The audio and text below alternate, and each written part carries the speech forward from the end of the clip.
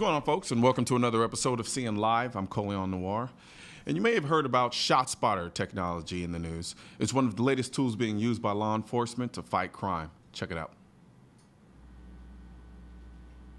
In the mid-2000s, San Francisco started with the ShotSpotter system, and since then, our gun violence is down basically 50%. ShotSpotter has been particularly helpful in lowering crime rates, and specifically homicides. We're at an all-time low of homicides for the past 30 years. ShotSpotter has helped us because we know that we have forensic evidence that we can rely upon in proving that a shooting did or did not take place. We're able to prove almost the specific location of the shots that were fired, as well as the quality of the shots, the sound of the shots, how many there were, and how far apart they were.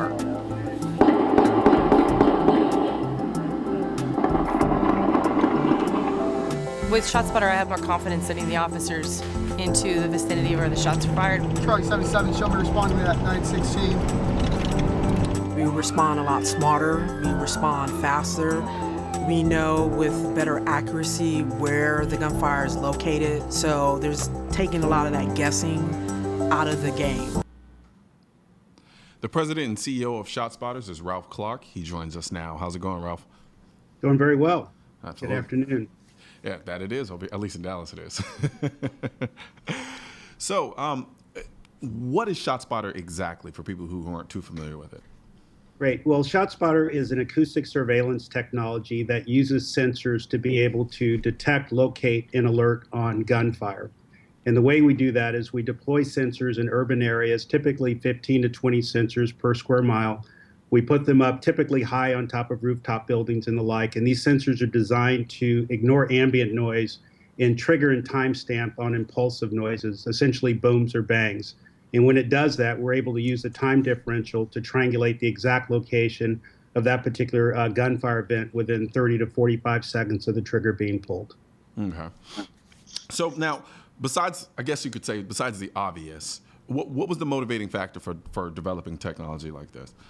Well, that's an interesting question. So the company was founded 20 years ago by a Dr. Bob Schoen, who had been doing some work at Stanford Research Institute, figuring out the epicenter of earthquakes, along with other things that kind of had it, kind of propagations of things. Mm-hmm. And Bob became very concerned about a gun violence problem that the city of Redwood City was experiencing, and thought that he could design a system of acoustic sensors that could detect and locate on gunfire. So he quit his job at Stanford Research Institute and basically put up a system to do that. And here we are 20 years later. We're deployed in about 90 cities. And the technology has evolved, obviously, over time. And the thing that we've come to learn probably better than anybody is the extent to which gun violence happens in many underserved communities, and the extent to which no one calls 911.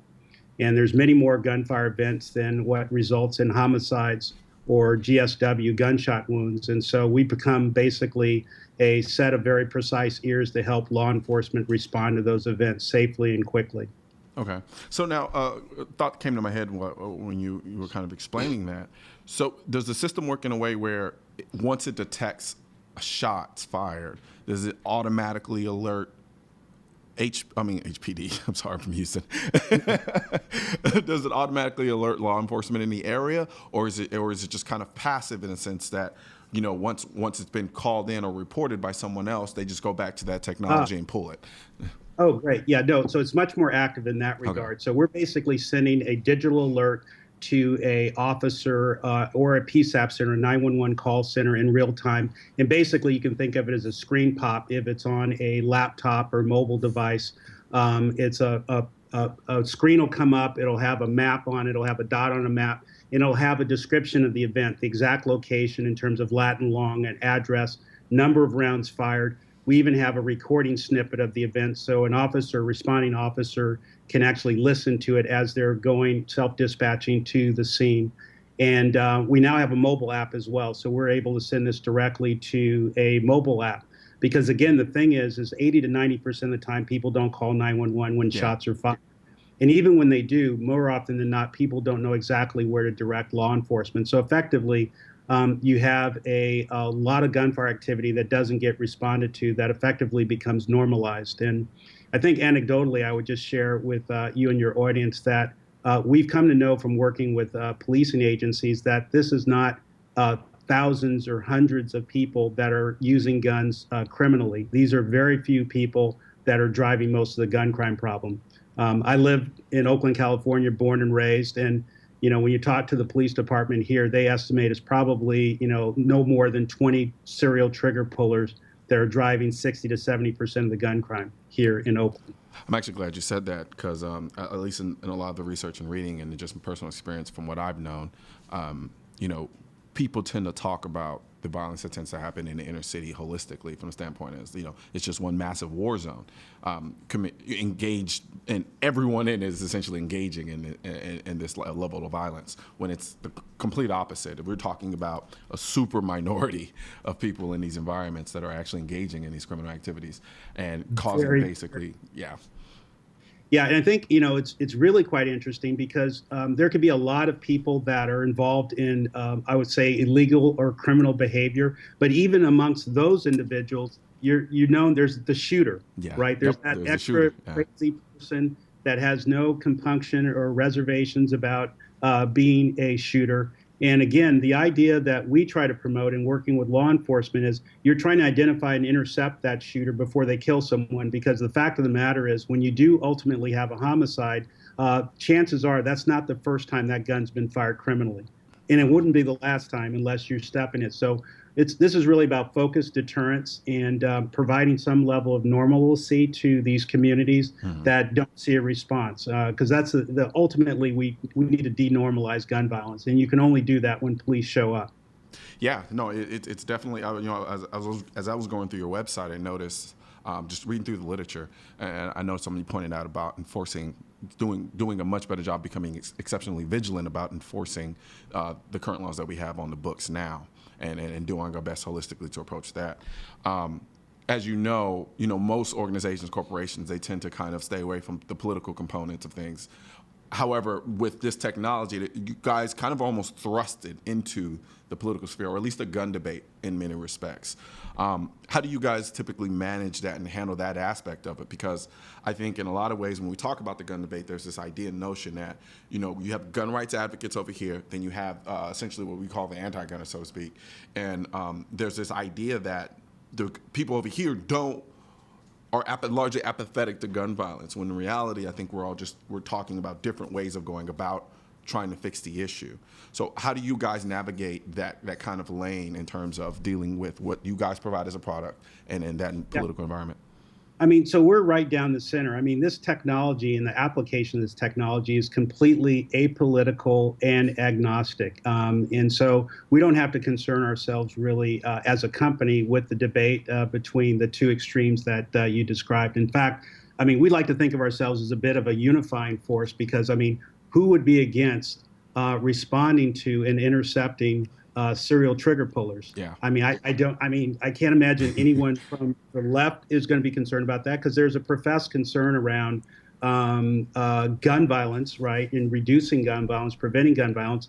And I would say even folks that are to the right of the argument, if you will, I would imagine feel the same way. And that's why I was really happy to come on your show and be able to talk directly to your constituents and make sure they understand exactly how this technology would be used. And I guess I would just say, to a further point, it's kind of interesting. If you look at our company, we're a relatively small company, less than 100 employees. We think we pack a pretty big punch for our size. But if you look at the mix of employees, we have all manner of folks. So when you get down as a company, again, we're agnostic. When you get down to the individuals, we have just about every type of person that you would imagine. So there's definitely, people that have, card-carrying NRA members, if you will, and we have some card-carrying ACLU members, and there's even a few extra, different folks that probably belong to both organizations and are equally passionate about that. And so,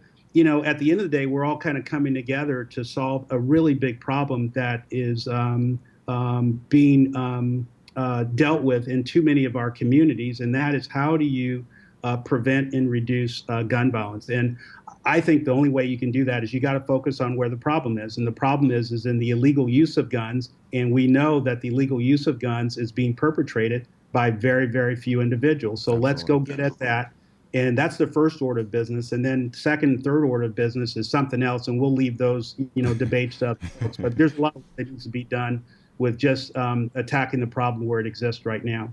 No, absolutely. I fundamentally agree with you in that regard. And I think the diversity in terms of the makeup of the company in itself kind of speaks to the overall idea that we all tend to have a common goal, and that we want to reduce gun violence wherever the illegal use of firearms, wherever it may happen. Yes. And so with that being said, too, just out of curiosity, how do you go about determining, or who determines where these sensors are placed? Or are you kind of targeting areas that are known and understood to have a high violent rate, or is it just kind of random? How does that work? So we decide where to place the specific sensors, but we decide in cooperation with a police department and a city where they want to have protection or this surveillance technology deployed.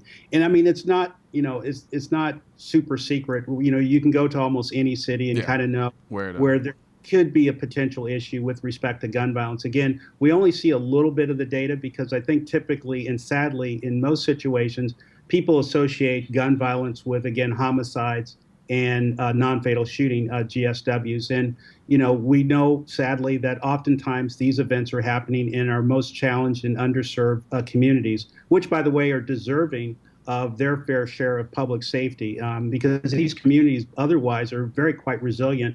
And by and large, the vast, vast, vast majority of folks are just trying to get around, just doing their life, doing their business. And, what's disrupting that is, again, these very few serial trigger pullers. So we typically deploy in areas of, no less than 3 square miles. We're deployed in about 90 square miles of New York City. Okay. We're expanding our footprint fairly significantly in Chicago, Oakland, Milwaukee, Miami, places like Rocky Mount, North Carolina, Miami Gardens, places you probably haven't heard of, because the other thing that we know is that even in small cities, they can have a kind of 3 square mile problem, again, where these serial trigger pullers are running rampant. And I'll just make another point. I've been with the company now for about 7 years. Uh-huh. And one of the things that was most heart-wrenching to me early on when I joined the company is going on a ride-along in an urban city. And because I like to ride around with cops and kind of get a sense for, where we're looking to potentially deploy.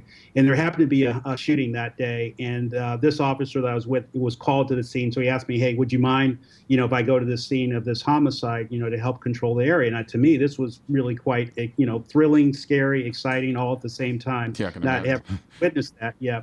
So we get to the scene, and sure enough, there was a young man, sadly, because we need to be real here and talk about, at least from the homicide point of view, who this is affecting, and it's oftentimes affecting young men of color.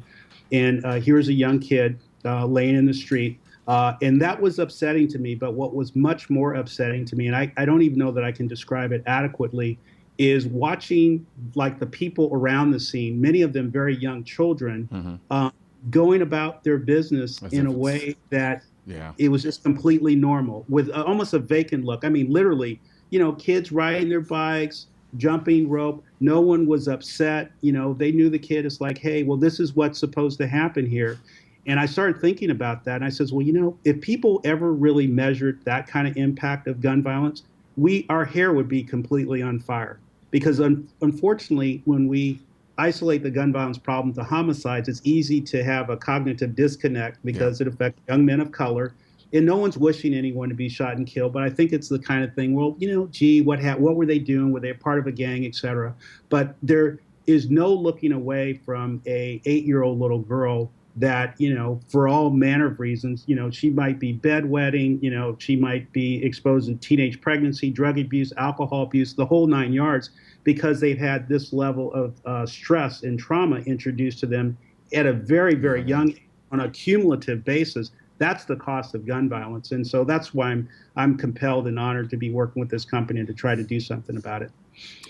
Awesome. Yeah, and I love the work that you guys are doing because, like I said before, I think it's universal in our understanding that no one wants the continuation of the level of gun violence that some of these communities are dealing with. And then on top of that, I want to ask you one quick question before we go. Yeah. Do you think you guys have been haven't got enough credit in essentially helping or aiding with the kind of lower levels of gun violence that we've been seeing as of recent?